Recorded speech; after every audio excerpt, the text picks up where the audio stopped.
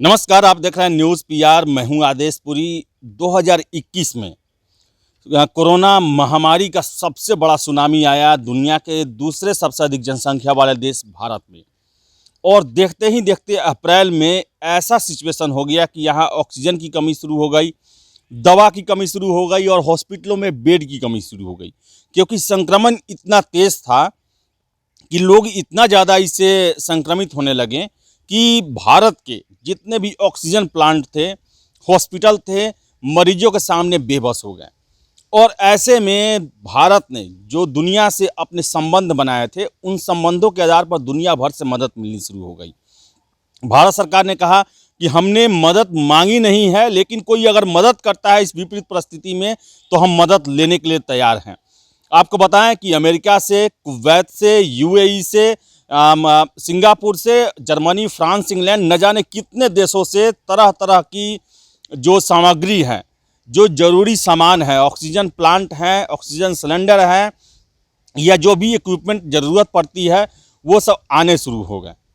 लेकिन इन सब के बीच में जो विपक्षी दल है, जैसे राहुल गांधी, असदुद्दीन ओवैसी, इन लोगों का आरोप है कि जितनी मदद मिली वो पहुंची नहीं लोगों तक। वो आरोप लगाएं, ट्वीट किए और सरकार से उन्होंने जानना चाहा कि आखिर ये मदद जो है वो कहाँ गए।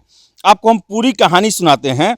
इसमें दिया हुआ है कि पहले सरकार ने विदेशी मदद स्वीकार करने पर स्पष्टीकरण दिया और कहा कि भारत ने पूरी दुनिया को मदद की, इसलिए मदद लेने में कोई हर्ज नहीं।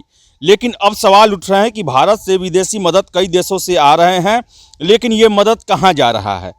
ऑल इंडिया मजलिस इत्तेहादुल मुस्लिमीन यानी कि AIMIM के अध्यक्ष और हैदराबाद से सांसद असदुद्दीन ओवैसी ने ट्वीट करके पूछा कि भारत में अब तक 300 टन विदेशी मदद आ चुका है, लेकिन प्रधानमंत्री कार्यालय नहीं बता रहा कि इनका क्या हुआ। ओवैसी ने पूछा था कि नौकरशाही ड्रामे के कारण कितनी जीवन रक्षक विदेशी मदद गोदामों में पड़ी है। विदेशी मीडिया में भी भारत आ रही विदेशी मदद को लेकर सवाल उठ रहे हैं।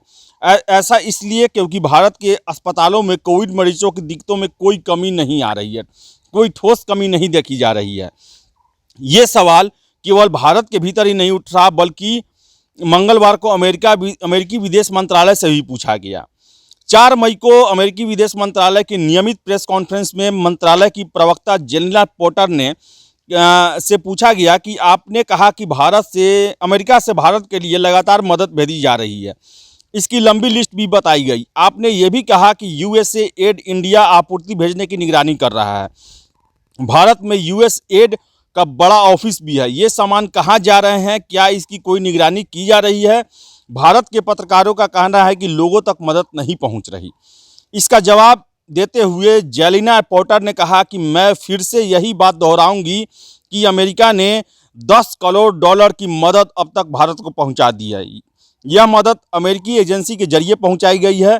इंडियन रेड क्रॉस को भारत सरकार के अनुरोध पर यह आपूर्ति दी गई है ताकि ज़रूरतमंदों तक जरूरी सामान पहुंचाया जा सके। इस मामले में अब आपको भारत सरकार से पूछना चाहिए। दिल्ली इंटरनेशनल एयरपोर्ट पर एक प्रवक्ता ने कहा कि पिछले 5 दिनों में विदेशों से 25 फ्लाइट से 300 टन कोविड आपातकालीन राहत सामग्री भारत पहुंची है। इन आपूर्ति में 5500 oxygen concentrator, 3200 oxygen cylinder, 1,36,000 remdesivir injection शामिल है।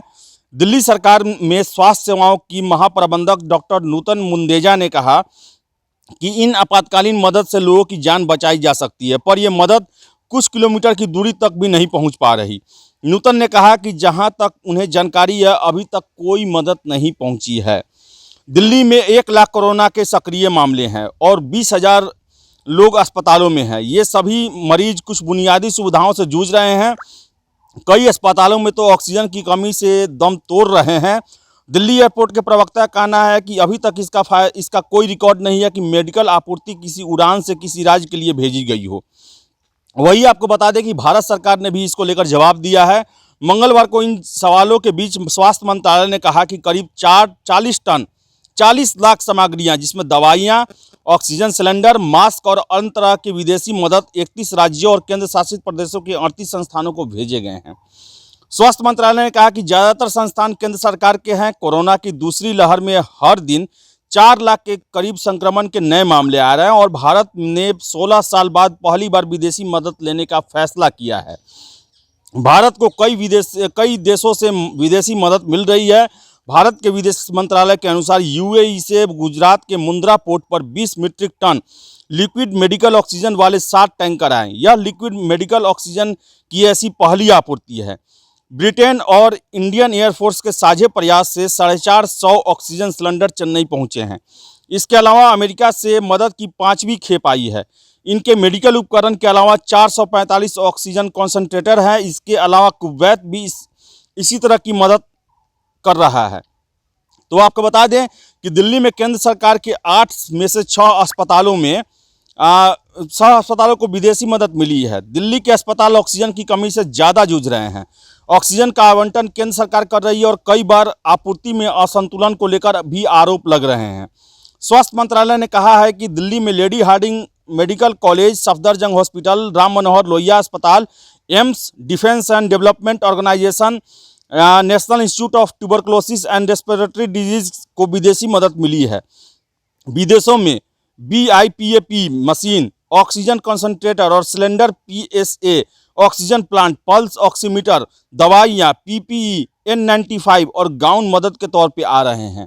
तो ये जो है ये जवाब दिया गया है भारत सरकार के द्वारा। तो वही एयरपोर्ट अथॉरिटी का कहना है कि कोई सामान कहीं गया नहीं है। तो आपको बताएं कि दिल्ली और ज़्यादातर जो केंद्रीय जो मेडिकल हॉस्पिटल हैं वहाँ पर ही ये सुविधाएं ज़्यादा दी जा रही है, ऐसा स्वास्थ्य मंत्रालय का कहना है। लेकिन इसके अलावा आपको हम बताएं कि उत्तर प्रदेश, बिहार, पश्चिम बंगाल, झारखंड, ये भी ऐसे स्टेट हैं जहाँ पर कोरोना के मरीज़ बहुत ज़्यादा हैं। तो ऐसे में जो विदेशी मदद आ रही है उनका सर्कुलेशन पूरे देश में करने की ज़रूरत है। ये बात तो सही है कि जो भी विदेशी मदद आ रहे हैं उनका सही ढंग से बंटवारा और सही जगहों पर उनको पहुंचाने का कार्य है, जो अच्छी तरीके से अभी नहीं हो पा रहा है। इसमें तेज़ी लाने की ज़रूरत है और जो जगह ज़्यादा इन्फेक्टेड हैं, जहां समस्याएं ज़्यादा हैं कोरोना को लेकर, वहां पर आपूर्ति बढ़ाने की ज़रूरत है। क्योंकि देश के हालात ऐसे हो गए हैं कि रोज़ 4 लाख मरीज संक्रमित हो रहे हैं और ऐसे में यहाँ की स्वास्थ्य व्यवस्थाएं जो है वो चरमराते जा रही हैं। और बिहार, झारखंड ऐसे स्टेट हैं जहाँ पर पहले से ही स्वास्थ्य व्यवस्थाएं बहुत ज़्यादा कमज़ोर हैं, जो राष्ट्रीय मानक को भी पूरा नहीं करती है। ऐसे में यहाँ पर इतने मरीजों के हो जाने से अव्यवस्था का दौर शुरू हो रहा है। और आपको बताएं कि कोरोना की जो घातकता है, आक्रामकता है, वो भले संक्रमण के मामले में वो सर्वोच्च हो, लेकिन मोर्टेलिटी यानी कि मृत्यु दर में बहुत ही कम है। 1% से भी कम है इसका मोर्टेलिटी रेट। बावजूद इसके लापरवाही और अव्यवस्था के कारण, बंद इंतजामी के कारण ज़्यादा लोग प्राणों को त्याग रहे हैं। ऐसे में जो भारत सरकार है इन्हें मेडिकल इमरजेंसी की घोषणा करनी चाहिए और सारे संसाधन जो हैं अपने, उनका प्रयोग मेडिकल सेवाओं में लगाना चाहिए ताकि लोगों की जान ज़्यादा से ज़्यादा समय रहते बचाया जा सके। क्योंकि जब नागरिक ही नहीं रहेंगे तो आपके किसी भी नीति का कोई फ़ायदा नहीं है, किसी भी योजना का कोई फ़ायदा नहीं है। तो ज़रूरत है भारत सरकार को जो विदेशी मदद आ रहा है उसको सभी राज्यों में बराबर तरीके से उसकी कोरोना महामारी की आक्रामकता और मामलों के हिसाब से बांटे जाएं, ताकि वहाँ पर जो आम जीवन है उनके जीवनों का रक्षा किया जा सके, प्राणों का रक्षा किया जा सके। तो फिलहाल इस रिपोर्ट में इतना ही। वीडियो पसंद आए तो लाइक शेयर करें, हमारे चैनल न्यूज़ पेपर को सब्सक्राइब जरूर कर लें। बहुत बहुत धन्यवाद।